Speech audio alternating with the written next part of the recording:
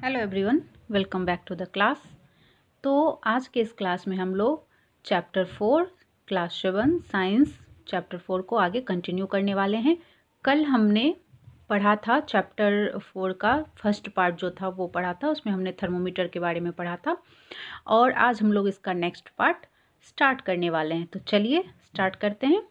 और ये पॉइंट जो फर्स्ट आ रहा है हमारे सामने वो है ट्रांसफ़र ऑफ हीट, मतलब ऊष्मा का प्रवाह। You might have observed that a frying pan becomes hot when kept on a flame. आपने ऐसा कभी ऑब्जर्व किया है कि फ्राइंग पैन जब आग पे चढ़ाते हो तो वो क्या हो जाता है, वो गर्म हो जाता है। It is because the heat passes from the flame to the utensils. ऐसा क्यों होता है कि फ्राइंग पैन को जब हम गर्म करते हैं तो वो मतलब आग पे चढ़ाते हैं तो वो काफ़ी गर्म हो जाता है। बिकॉज जो हीट है ना वो कहाँ हो रहा है, फ्लेम से ट्रांसफ़र हो रहा है यूटेंसिल में, दैट मीन्स बर्तन में। When the pan is removed from the fire, जब उस पेन को आग पर से नीचे उतारते हैं, it slowly cools down, तो धीरे धीरे वो ठंडा हो जाता है। Why does it cool down? क्यों ठंडा होता है? The heat is transferred from the pan to the surrounding. अभी क्या हुआ कि हीट जो है पेन का वो पेन से सराउंडिंग चारों तरफ वातावरण में ट्रांसफ़र हो गया। दैट मीन्स सिंपली कहना ये है कि हीट का जो ट्रांसफ़र हुआ ना, जैसे कि बर्तन को हमने आग पे चढ़ाया तो चूँकि आग तो गर्म है और जब बर्तन चढ़ाया तो बर्तन तो ठंडा था, तो हीट का ट्रांसफॉर्मेशन हो गया कहाँ से कहाँ, आग से बर्तन में। और जब उस बर्तन को हमने ऐसे आग से नीचे उतार लिया तो धीरे धीरे उसमें बर्तन में जो हीट है ना वो ट्रांसफ़र होकर के कहाँ जा रहा है, वो ट्रांसफ़र होकर के वातावरण में जा रहा है, उसका हीट ट्रांसफ़र हो गया तो फिर वो बर्तन फिर से ठंडा हो गया। तो इस तरह से हमने देखा कि हीट का ट्रांसफॉर्मेशन हो रहा है पेन से सराउंडिंग में।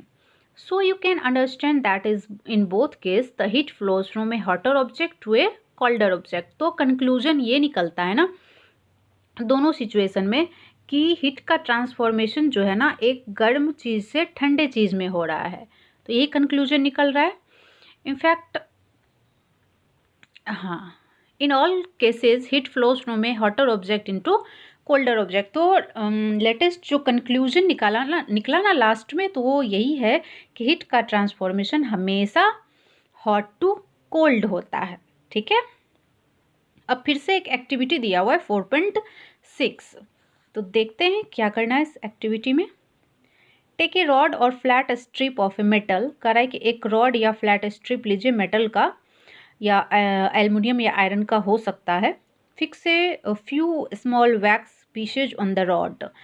अब रॉड के एक साइड पे कुछ स्मॉल वैक्स के टुकड़े आप उस पर फिक्स कर दो। This pieces should be at nearly equal distances, और वो जो पीस है ना वैक्स के वो इक्वल डिस्टेंस पे होने चाहिए। यहाँ पे देखो, यहाँ देखो, ये जो छोटे छोटे से ये टुकड़े हैं ना, ये वैक्स के हैं। जनरली आई थॉट कि इसमें क्या बताने वाला है, मैं बता दे रही हूँ आपको। इसमें क्या क्या, एक लोहे का रॉड है ये वाला, इसके नीचे मोम के वैक्स के ये टुकड़े इन्होंने लगा दिए, और इधर देखो उसको फिक्स कर दिया ईंट से या फिर किसी भी चीज़ से उसको फिक्स कर दो। फिर इधर एक साइड पे मोमबत्ती जलाई गई। ठीक है, जब ये मोमबत्ती जली तो इसका फ्लेम जो है वो ये जो आयरन का रॉड है इसके ऊपर ये अब हिट इसके मोमबत्ती से ये जो आयरन रॉड है वहाँ पे ट्रांसफ़र हो रहा है। ठीक है, तो अब हीट यहाँ से ट्रांसफ़र होकर के धीरे धीरे करके रॉड में इधर उसके जो ठंडे वाले भाग है उधर आ रहा है। अब होगा क्या इस एक्सपेरिमेंट में कि जैसे जैसे हीट जो है ना इधर बढ़ते जाएगा वैसे वैसे इस पर जो मोम का जो ये दिया हुआ है ना, ये लगा हुआ है मोम, ये पिघल के नीचे गिरते जाएगा। एक ही बार में सारे पिघल के नीचे नहीं आएंगे।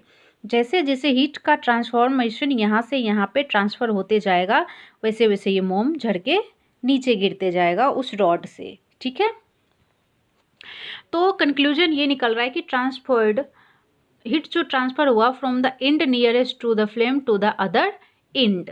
ठीक है, तो ये कंक्लूजन था।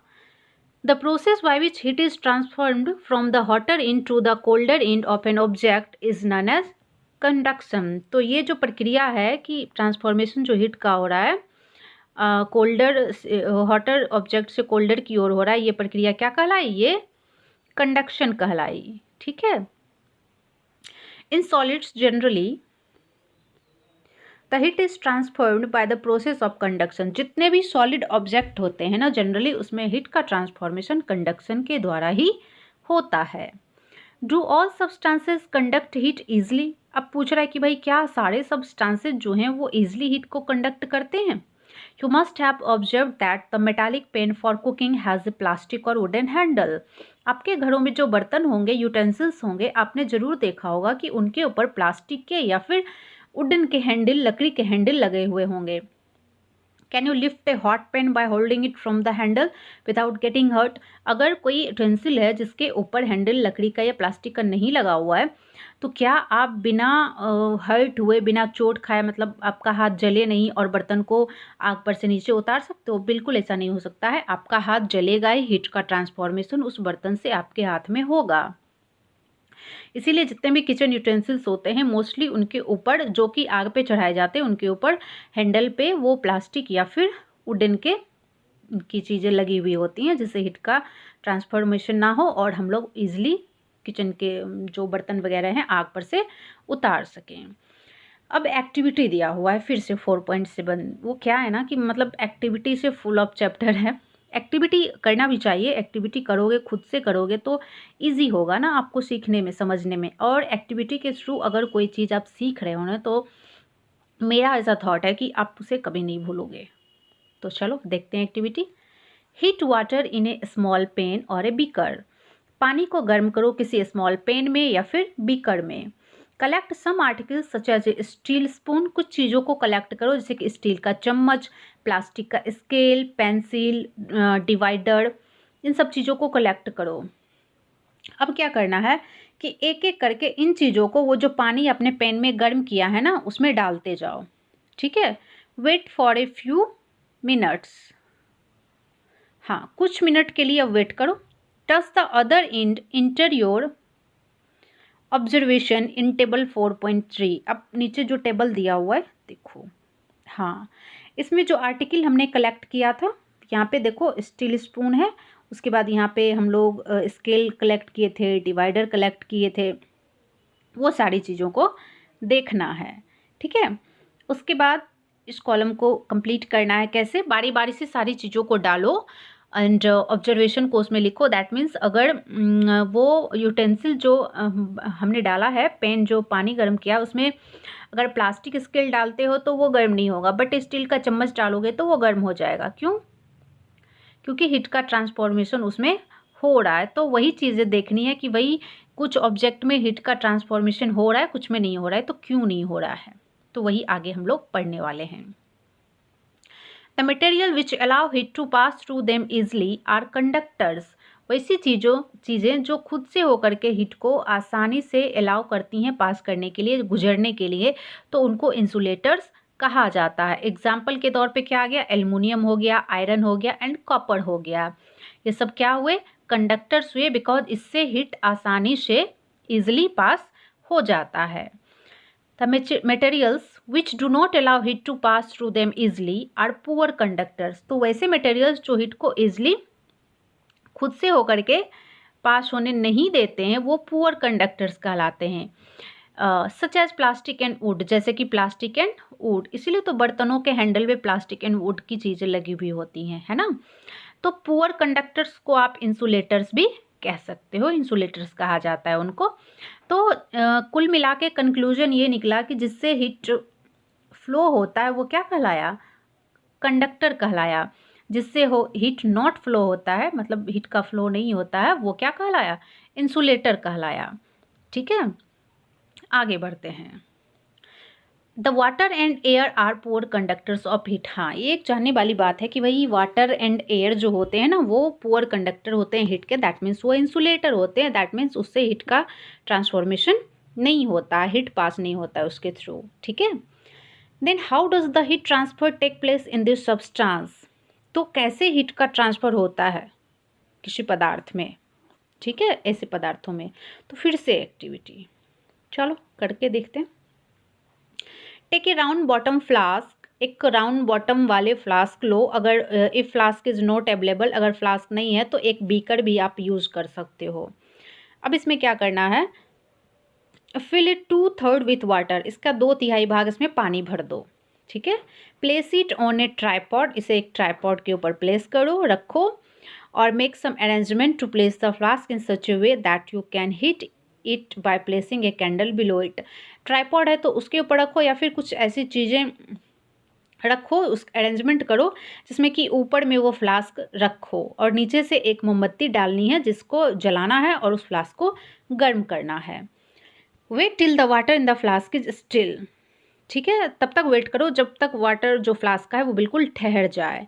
Place a crystal of potassium permanganate at the bottom of the flask gently using A straw. अब एक स्ट्रॉ दैट मीन्स पाइप की मदद से पोटेशियम परमैंगनेट जो है वो जो फ्लास्क है ना उसके बिल्कुल बॉटम में डालो। Now hit the water by placing the candle just below the crystal. अब वो जो पोटासियम परमैंगनेट का क्रिस्टल आपने डाला है ना उसके बॉटम में जस्ट उसके नीचे मोमबत्ती को जलानी है। Right your observation in your notebook and also draw a picture of what you observe. आप अपने ऑब्जर्वेशन को अपने नोटबुक में लिखो और पिक्चर भी ड्रॉ करने के लिए कहा है जैसा कि फिगर 4.9 में है। 4.8 दैट मीन्स नीचे होगा 4.9। हाँ देखो ये जो पिक्चर है, ये जो पिक्चर है ऐसा वाला ड्रॉ करने के लिए आपको बोल रहा है अपने नोट कॉपी में। ठीक है, When water is heated, the water near the flame gets hot. जब पानी गर्म होगा तो फ्लेम के जस्ट नज़दीक जो होगा ना पानी वो बिल्कुल गर्म हो जाएगा। Hot water rises. अब हॉट वाटर क्या होगा, ऊपर उठेगा। जाहिर सी बात है कि गर्म चीज़ें ऊपर उठती हैं। The cold water from the sides moves down. अब चूंकि वहाँ का पानी गर्म होकर ऊपर उठेगा तो अगल बगल का जो ठंडा पानी है उस जगह को भरने के लिए आएगा, है ना। This water also gets hot and rises. अब ये पानी जो उस जगह को फिल करने के लिए आया वो भी गर्म हो गया और वो भी ऊपर चला गया। ठीक है, and water from the sides move down. और साइड्स के जो वाटर है वो लगातार कंटिन्यूसली मूव डाउन हो रहे हैं और जो बीच का पानी गर्म हो रहा है वो कंटिन्यूसली ऊपर जा रहा है। तो this process continues till the whole water gets heated. ये कंटिन्यू प्रोसेस होगा जब तक कि पूरा पानी गर्म ना हो जाए। And this mode of heat transfer is known as convection. और इस तरह का जो हीट ट्रांसफॉर्मेशन का मोड है इसको क्या कहा जाता है, कन्वेक्शन कहा जाता है। ठीक है, अभी ऊपर हमने कंडक्शन पढ़ा था, अभी हमने कन्वेक्शन पढ़ा। ठीक है, how does the heat travel in air. तो हीट एयर में कैसे ट्रेवल करता है। In which direction does the smoke go. अगर स्मोक है, धुआं है, तो किस डायरेक्शन में वो जाता है। The air near the heat source gets hot and rises. Air जो कि अगर जहाँ पे कि गर्म मतलब फ्लेम वगैरह है कुछ, तो वहाँ के नज़दीक की जो हवा है ना वो गर्म होगी और वो राइज करेगा, ऊपर उठेगा। The air from the sides comes in to take its place. और उसके अगल बगल की जो हवाएं हैं ना वो उस खाली जगह को भरने के लिए आएंगी। ठीक है, तो in this way the air gets heated. तो उस हिसाब से क्या होगा, तो गर्म हवा जो उस एरिया का हो रहा है जहाँ पे कि फ्लेम है वो तो मतलब कि बारी बारी से, जैसे कि ये एरिया है इसके आसपास की जो हवाएं हैं ये गर्म हुई और ऐसे ऊपर उठ गई। ठीक है, अब ये जो आसपास सराउंडिंग की हवाएं हैं ये फिर इस एरिया को फील करने के लिए आएंगी, ये भी गर्म हुई और ऊपर उठी। फिर इसके अगल बगल की जो हवाएं ये भी यहाँ आएंगी, ये भी गर्म होकर के ऊपर उठेंगी और ये प्रक्रिया जो है कंटिन्यूसली चलते रहेगा। ठीक है, तो इस तरह से हवा गर्म होती है। फिर से एक एक्टिविटी चलो देखते। लाइट ए कैंडल, एक मोमबत्ती जलाओ। Keep one hand above the flame and one hand on the side of the flame. एक हाथ को उस फ्लेम के ऊपर रखो और दूसरे हाथ को फ्लेम के साइड में रखो। Do your hands feel equally hot. क्या आपके हाथ, दोनों हाथ को बराबर बराबर हॉटनेस फील हो रहा है। If not which hands feel hotter. और नहीं तो बताओ कौन सा हैंड जो है हॉटर फील हो रहा है एंड वाई, क्यों हो रहा है। और हाँ, सेफली करना, ऐसा नहीं कि लाइट के बिल्कुल एकदम ऊपर में रख देना टच करके जो हाथ वाथ जल जाए, तो ऐसा नहीं करना है। सेफली थोड़े से डिस्टेंस पे हाथ को रखना है। फिर ये आप लोग खुद से ट्राई करना और फिर बताना कमेंट में कि क्या हुआ, कौन से हाथ को ज़्यादा हॉटर फील हुआ। ठीक है, आगे बढ़ते हैं।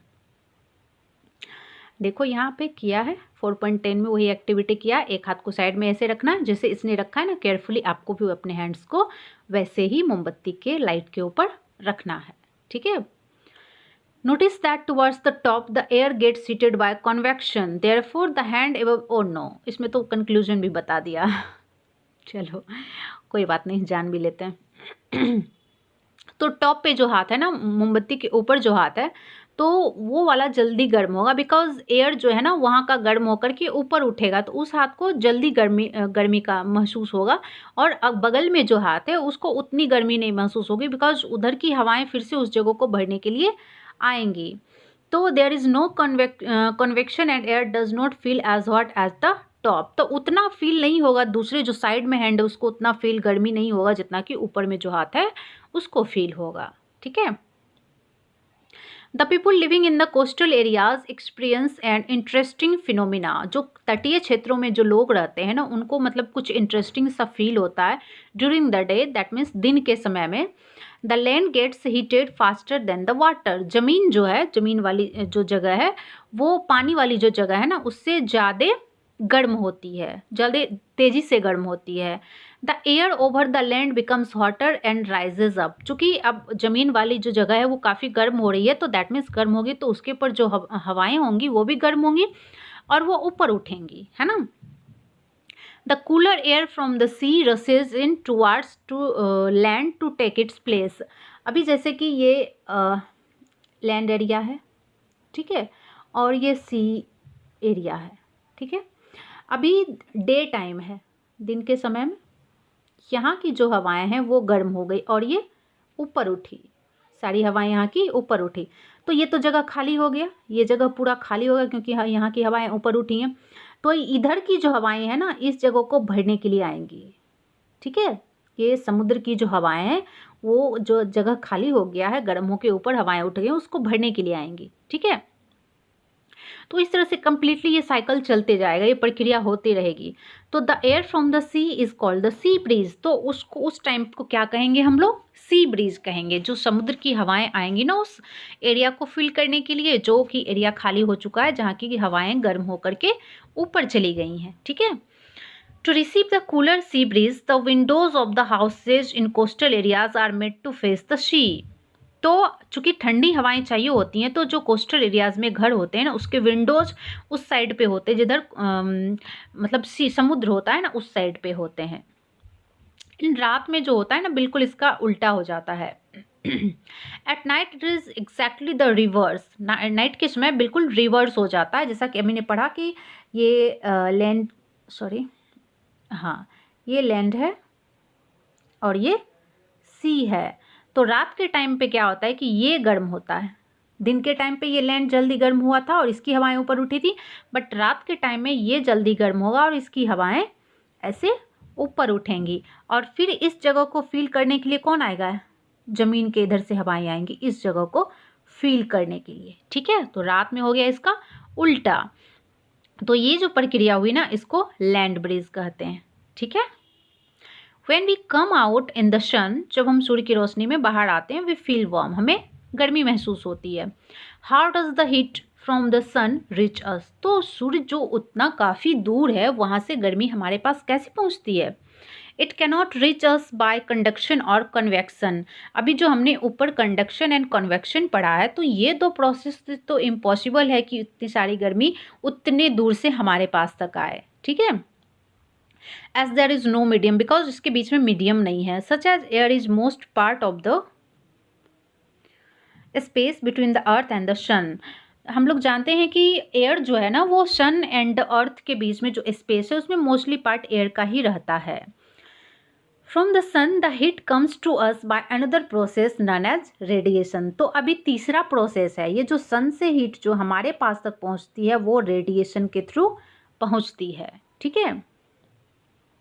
The transfer of heat bye radiation does not require any medium. ये चीज़ नोटिस करने वाली है कि रेडिएशन के लिए कोई मीडियम की रिक्वायरमेंट, नो मीडियम, कोई मीडियम नहीं चाहिए, ठीक है।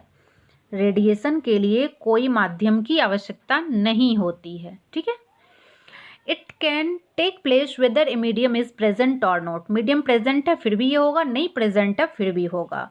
When we sit in front of a room heater, जब हम लोग रूम हीटर के पास बैठते हैं, we get heat by this process, तो इसी प्रोसेस के द्वारा हमें गर्मी महसूस होती है। A hot utensil kept away from the flame cools down at its transfer heat to the surroundings by radiation. अभी जो चैप्टर आज स्टार्ट किया हमने तो वहाँ पे जो पढ़ा था ना कि बर्तन वही गर्म हो गया आग पे रखने पे, फिर उसको जब नीचे उतार करके रख दिए तो कुछ टाइम के बाद वो ठंडा हो गया, तो ये हीट का ट्रांसफॉर्मेशन कैसे हुआ? तो यही रेडिएशन के द्वारा ही वो जो बर्तन का हीट है ना वो फ्लेम से उतारने के बाद ट्रांसफॉर्मेशन हो गया रेडिएशन के द्वारा, जिस वजह से धीरे धीरे वो बर्तन ठंडा हो गया, ठीक है। All hot bodies radiate heat, जितने भी हॉट बॉडीज हैं, हॉट ऑब्जेक्ट हैं, वो हीट रेडिएट करते हैं. When this heat falls on some object, a part of it is reflected, a part is absorbed and a part may be transmitted.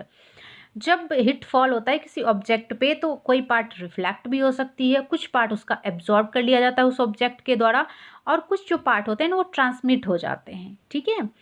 The temperature of the object increase due to the absorb part of the heat. और किसी वस्तु का जो temperature increase होता है वो mostly किसके वजह से, एब्जॉर्ब पार्ट जो होते हैं ना हीट के, उसके वजह से वो इंक्रीज होता है. ठीक है.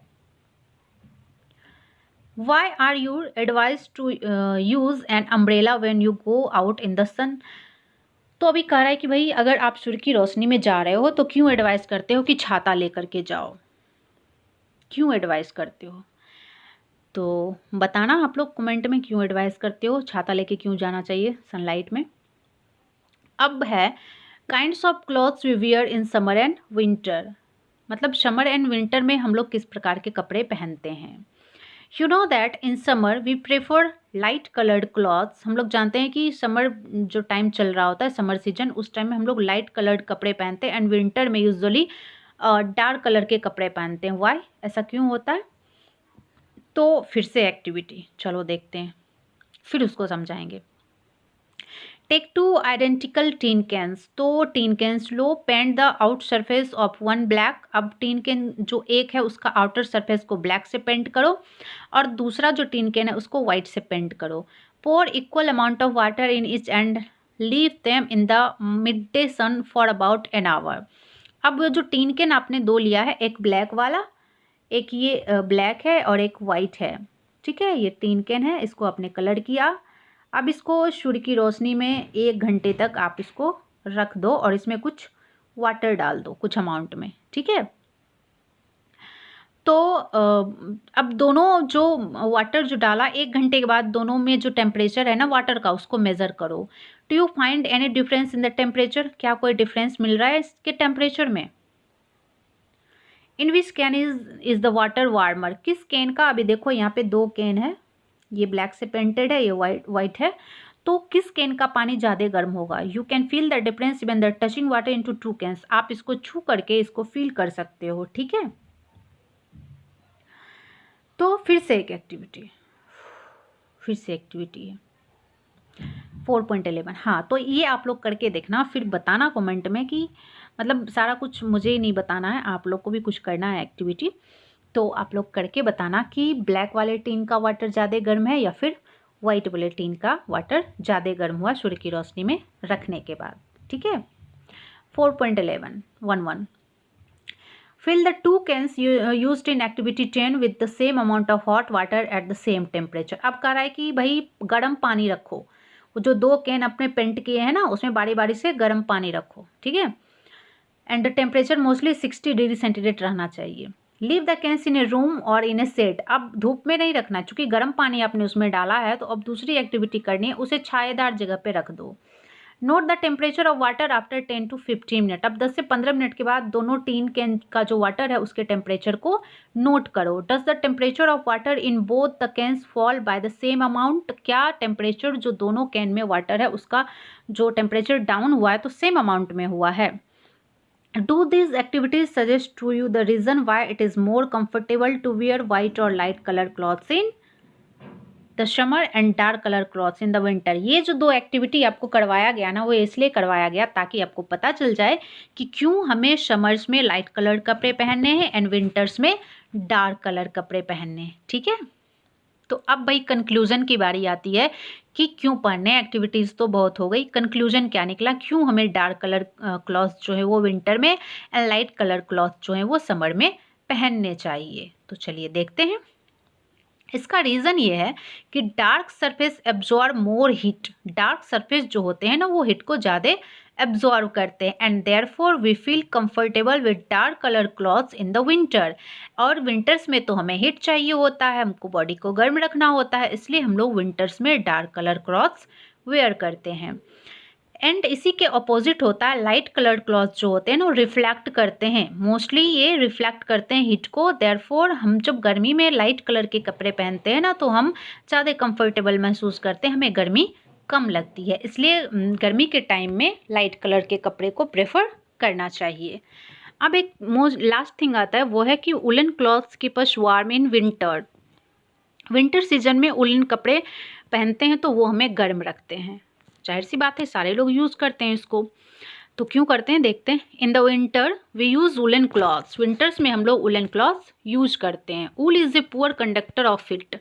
वूल क्या है? हीट का पुअर कंडक्टर है, ठीक है।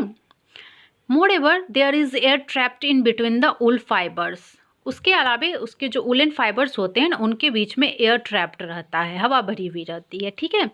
This air prevents the flow of heat from our body to the cold surroundings. ये क्या करता है ना एयर, चलो मैं इसे अपने भाषा में समझाती हूँ कि जो वुलन क्लॉथ्स होते हैं ना, ये मान लिया जाए ये वुलन क्लॉथ्स हैं, तो इसे जब पहनते हैं ना हम लोग, तो ऐसा नहीं है कि वुलन क्लॉथ ये जो है काफ़ी गर्म है, ये हमारे बॉडी को गर्म कर देता है, ऐसा कुछ नहीं है। हमारा जो बॉडी टेम्परेचर होता है ना, बस ये क्या क्या करता है कि ये हमारा बॉडी है और ये इसके ऊपर वुलन क्लॉथ्स हैं, तो ये क्या करता है, हमारा जो ये बॉडी का टेम्परेचर है उसको इस क्लॉथ के बाहर भी नहीं जाने देता है, और ये जो बाहर सराउंडिंग्स का जो लो टेम्परेचर है उसको भी इस क्लॉथ्स के अंदर नहीं आने देता है। तो ये बीच में ना इंसुलेटर का काम करता है। दैट मीन्स ना बॉडी हीट को बाहर जाने दिया और ना ही बाहर की हीट को ये अंदर आने दिया। दैट मीन्स हमारा बॉडी हीट जो नॉर्मल है वो उतना ही रहता है, ठीक है। तो यही काम है इसका, ऐसा नहीं है कि वुलन क्लॉथ काफ़ी गर्म होते हैं, ठीक है। Suppose you are given the choice in winter of using either one thick blanket or two thin blankets joined together. Suppose करो कि विंटर्स में आपको चॉइस दिया गया है कि एक मोटा कंबल आप ओढ़ लो या फिर दो पतले पतले कंबल आप ओढ़ लो, तो आप कौन सी चीज़ें पसंद करोगे? What would you choose and why? तो जाहिर सी बात है कि हम लोग दो कंबल ओढ़ना पसंद करेंगे, पतला पतला मतलब एक मोटा कंबल की अपेक्षा। ऐसा क्यों होगा? आप कहोगे मोटा कंबल है तो ज़्यादा गर्मी देगा, ऐसा नहीं है। लेयर्ड जो कपड़े होते हैं ना वो ज़्यादा गर्मी प्रदान करते हैं, बिकॉज उनके बीच में जो एयर होता है ना वो इंसुलेटर का काम करता है और हमारे बॉडी हीट को वो बाहर जाने से रोकता है, जिस वजह से हमारा जो बॉडी टेम्परेचर है वो सही रहता है, हमें ठंड नहीं लगती है। तो ये सारे रीजन्स हैं and this is the last thing of this chapter जो है कंप्लीट हो चुका है। आगे जो कीवर्ड्स हैं वो हम लोग डिस्कस करने वाले हैं, क्योंकि जाहिर सी बात है हम लोग चैप्टर लास्ट होने के बाद कीवर्ड्स करते हैं, फिर उसका क्वेश्चन आंसर्स करते हैं, एक्सरसाइज जो भी दिया हुआ रहता है। तो नेक्स्ट वीडियो में हम लोग कीवर्ड्स डिस्कस करेंगे एंड उसके नेक्स्ट जो वीडियो होगा उसमें हम लोग क्वेश्चन आंसर डिस्कस करेंगे, ठीक है। तो मिलते हैं नेक्स्ट क्लास में, तब तक के लिए बाय एंड टेक केयर।